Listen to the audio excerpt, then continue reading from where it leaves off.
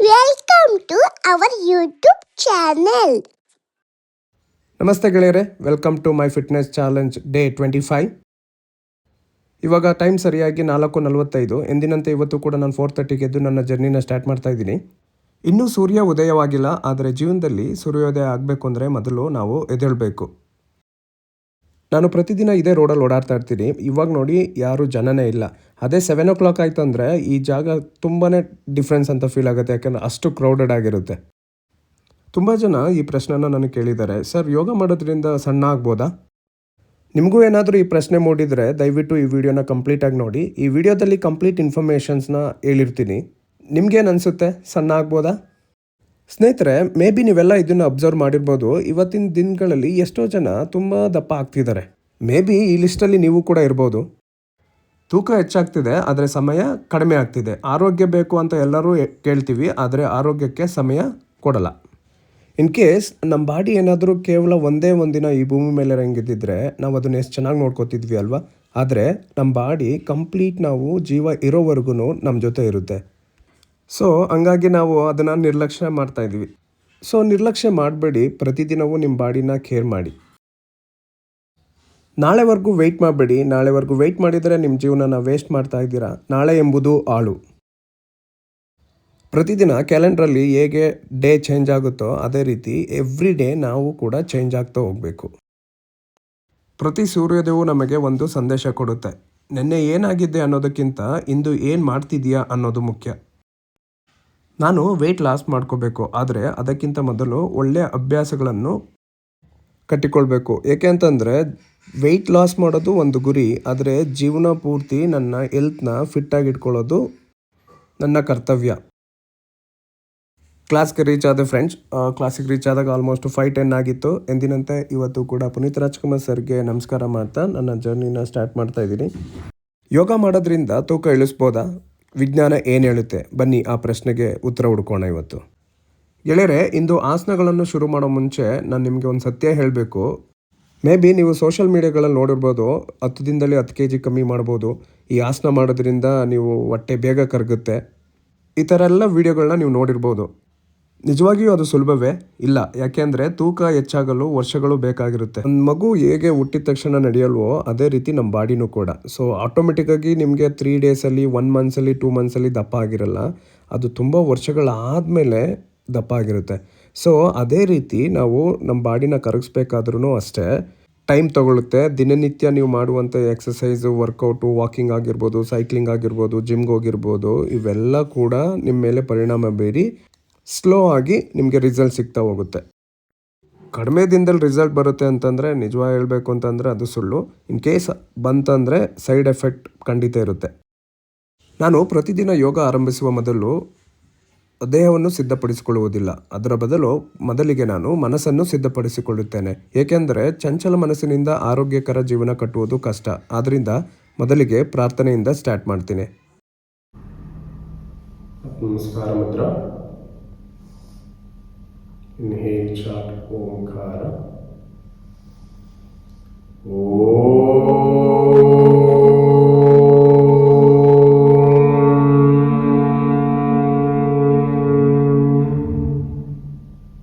Opening prayer.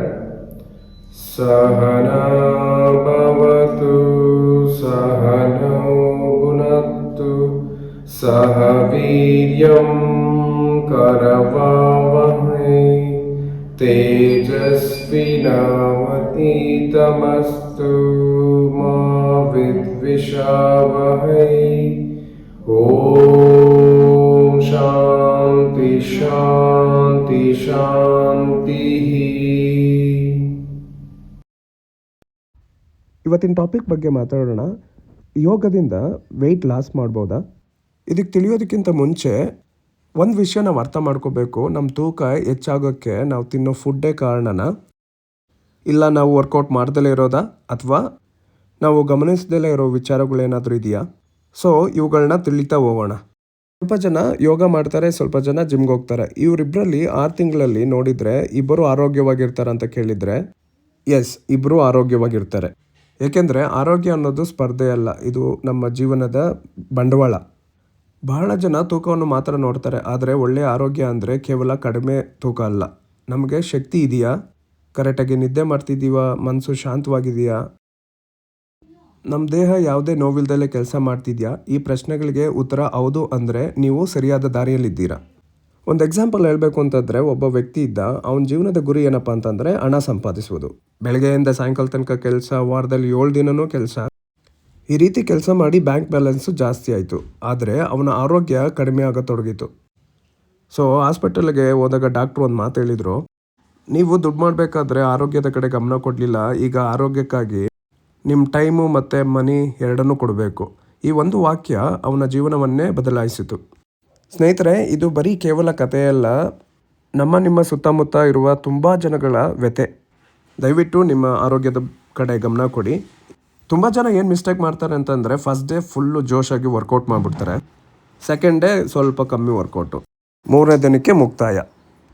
Motivation ನಿಮ್ಮನ್ನು ಆರಂಭ ಮಾಡುತ್ತೆ, ಆದರೆ ಡಿಸಿಪ್ಲಿನ್ ಮಾತ್ರ ನಿಮ್ಮನ್ನು ಗುರಿ ತಲುಪಿಸುತ್ತೆ.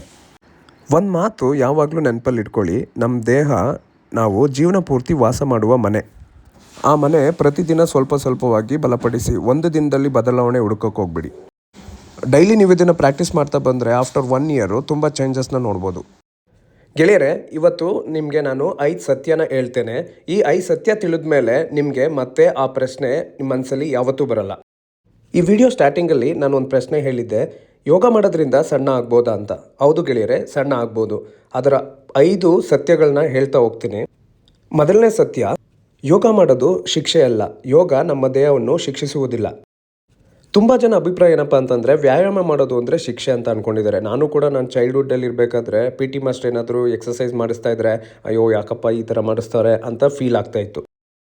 ಬಟ್ ಆದರೆ ನಾನು ಯಾವಾಗ ಯೋಗ ಕ್ಲಾಸ್ನ ಮಾಡೋಕ್ಕೆ ಸ್ಟಾರ್ಟ್ ಮಾಡಿದೆ, ಸೊ ಆವಾಗ ನನಗೆ ಅದರ ಅವಶ್ಯಕತೆ ಮತ್ತು ಅದರ ಪ್ರಾಮುಖ್ಯತೆ ಅರ್ಥ ಆಗ್ತಾ ಹೋಯಿತು.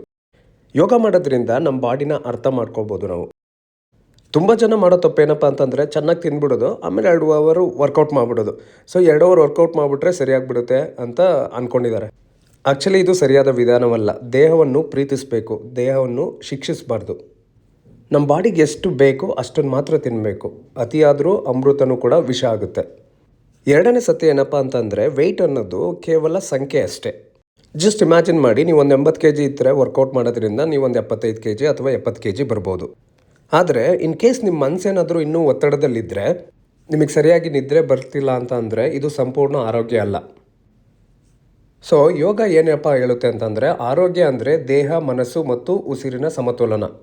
ಮೂರನೇ ಸತ್ಯ ಏನಪ್ಪ ಅಂತಂದರೆ, ನಾನು ಒಂದು ವಿಷಯ ಗಮನಿಸ್ತಾ ಇದ್ದೀನಿ. ಯೋಗ ಆರಂಭಿಸಿದ ದಿನದಿಂದ ನಾನು ಕೇವಲ ತೂಕ ಇಳಿಸುವ ಬಗ್ಗೆ ಯೋಚಿಸ್ತಿಲ್ಲ. ನನ್ನ ಫ್ಯೂಚರ್ನ ಯಾವ ರೀತಿ ಕಟ್ಟಬೇಕು ಅನ್ನೋದ್ರ ಬಗ್ಗೆ ಯೋಚನೆ ಮಾಡ್ತಾ ಇದ್ದೀನಿ. ಇದೇ ಯೋಗದ ದೊಡ್ಡ ಬದಲಾವಣೆ. 4ನೇ ಸತ್ಯ ಏನಪ್ಪ ಅಂತಂದರೆ, ನಿಮಗೆ ದೊಡ್ಡ ಎದುರಾಳಿ ಯಾರೂ ಅಲ್ಲ, ನಿಮಗೆ ನೀವೇ ಎದುರಾಳಿಗಳು.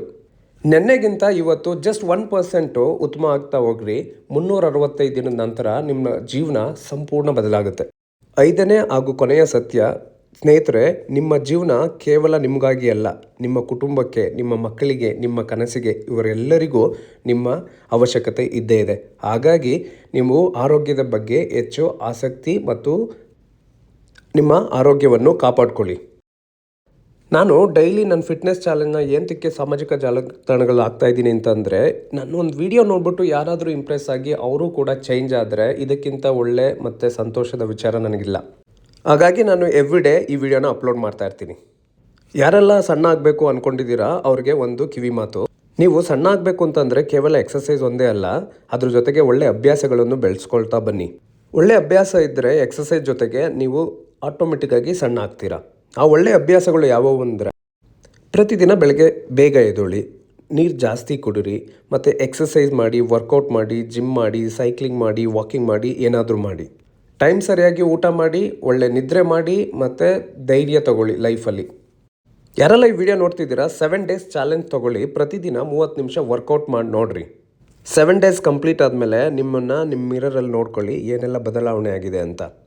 ಯಾರೆಲ್ಲ ಈ ಚಾಲೆಂಜ್ನ ಅಕ್ಸೆಪ್ಟ್ ಮಾಡ್ತೀರಾ, ದಯವಿಟ್ಟು ಕಮೆಂಟ್ ಮಾಡಿ ತಿಳಿಸಿ. ಒಂದು ಮಾತು ನೆನಪಲ್ಲಿ ಇಟ್ಕೊಳ್ಳಿ, ತೂಕ ಇಳಿಸುವುದು ನಿಮ್ಮ ಗುರಿಯಾಗಬಾರ್ದು, ಆರೋಗ್ಯಕರ ಜೀವನ ಕಟ್ಟುವುದು ನಿಮ್ಮ ಗುರಿಯಾಗಬೇಕು. ಎಂದಿನಂತೆ ಇವತ್ತು ಕೂಡ ಪ್ರಾಣಾಯಾಮ, ಮೆಡಿಟೇಷನ್ನು ಮತ್ತು ಲೂಸಿಂಗ್ ಎಕ್ಸಸೈಸ್ ಮಾಡಿ ಸೂರ್ಯ ನಮಸ್ಕಾರ ಮಾಡ್ತಾ ನನ್ನ ಸೆಕ್ಷನ್ನ ಎಂಡ್ ಮಾಡಿದೆ. Exhale. Inhale. Exhale. Inhale and exhale. Breathe in. Breathe out. Inhale. Right leg front. Exhale. Inhale. Exhale. Inhale like that. Exhale. Inhale and exhale. Breathe in. Breathe out. Inhale. Exhale. Inhale. Breathe.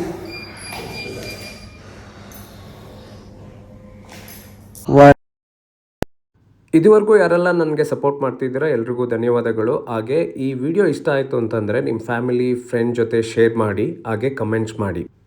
ಯಾರೆಲ್ಲ subscribe ಮಾಡಿಲ್ಲ ದಯವಿಟ್ಟು ನನ್ನ ಚಾನಲ್ನ subscribe ಮಾಡಿ. ನನ್ನ channel name ಬಂದು ಕನ್ನಡ 437 ಅಂತ. ಎಲ್ಲರಿಗೂ ಒಳ್ಳೆಯದಾಗಲಿ. ಸರ್ವೇ ಜನ ಸುಖಿನೋ ಭವಂತು. ಜೈ ಶ್ರೀರಾಮ್. ಮತ್ತೆ ಸಿಗೋಣ. ಧನ್ಯವಾದಗಳು. Thank you, everyone.